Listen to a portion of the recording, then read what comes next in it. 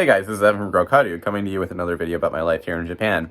So is anyone thinking about studying at a Japanese language school? Because there's a few things you might want to keep in mind. I studied at a Japanese language school 10 years ago. I came to Japan to study at a language school in Osaka, so I didn't go to Tokyo. I went to Osaka, which is like the second biggest city in Japan.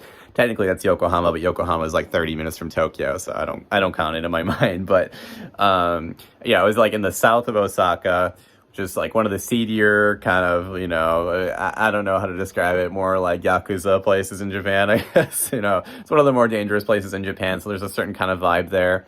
And the Japanese is generally more aggressive, but, the Japanese we're studying in the language school was Tokyo, Hyojungo, Tokyo Japanese. So that dynamic was kind of funny.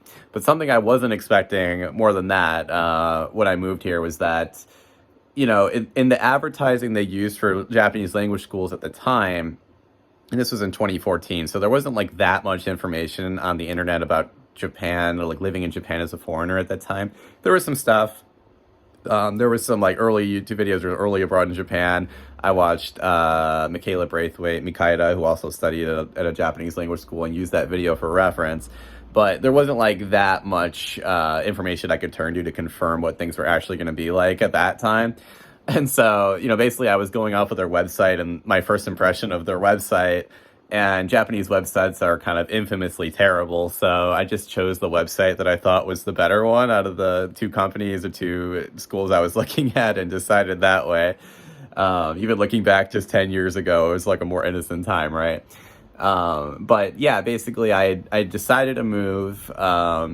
I went to the school, I got to the school, and then, basically there was a ton of stuff that at that time too, it was just crazy trying to get all your stuff together and trying to move into all the different things you need, registering for all the different things you need to do in Japan. And there was just like 100 different contradictions about, you need a bank account to get a phone number, but to get a phone number, you need to register your address. But to register your address, you need to get this stamp, and to get this stamp, you need this. And it was just impossible at that time.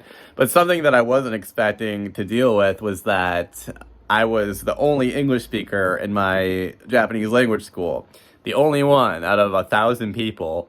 And, the way that they advertised language schools, especially at that time, was that they kind of made this image that like the language schools are like this kind of like mini UN, where you can come to Japan and you could study Japanese in a really international environment. There'll be people from all different cultures and backgrounds and countries, and you'll have this great international experience within Japan while you're studying Japanese, and then you can go do your next thing. And that was kind of true, and I enjoyed my time there, and I think it was a great environment for me to study Japanese. But the reality is that actually probably 98% of students at language schools in Japan are from China or Taiwan or Vietnam or South Korea, and everybody is going to be speaking their own languages in between breaks. And so, it was this experience where I was kind of like, we're all using Japanese in the class, and this is like 8 hours a day or something like that, for that one at least. And so we're all using Japanese in class. The second we have a break or something, everybody switches to Chinese or Vietnamese or Korean. It's just this chaos in the room where I'm like, eventually I just learned how to just like drone it out.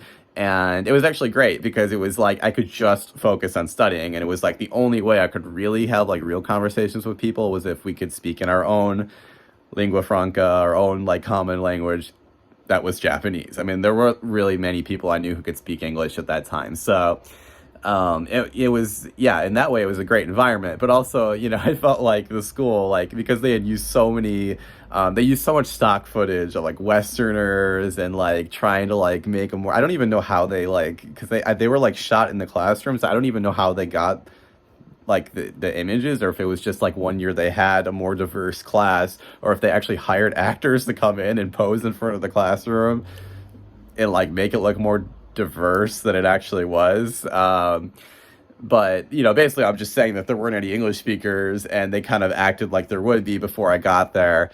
But I think that was actually a great thing for me, and I think it was a really great experience for me to learn how to be comfortable being in that environment where I'm the only person there that doesn't fit in or whatever in some certain kind of way, and then also motivating me to learn Japanese because I could just focus in and use that as a tool to try to communicate with people where I could.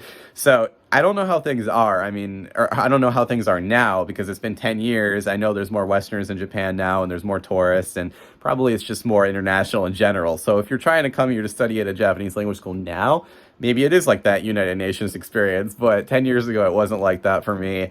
But that was also a great experience, and I'm glad I went through that. So if you're thinking about studying in a Japanese language school, that might be something to keep in mind. It's probably not going to be like this fun exchange experience. It's going to be a really good environment for you to do like a Japanese study boot camp surrounded by people speaking other Asian languages that you probably don't know.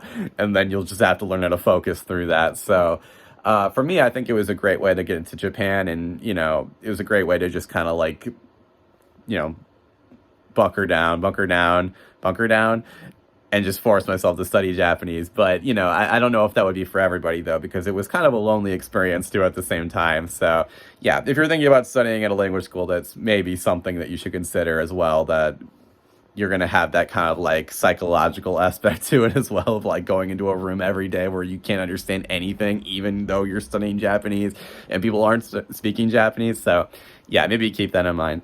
But anyways, guys, I make videos about my life here in Japan like this. I'm going to keep making videos in this kind of like casual format, and also editing videos in the future. So if you want to support me, and just learn more about life in Japan or my specific perspective, I'd really appreciate you considering subscribing to the channel or liking the video, or whatever else the YouTubers say. So yeah, thanks for watching, guys. I really appreciate it. Appreciate your time either way. So yeah, have a great day or night. See ya.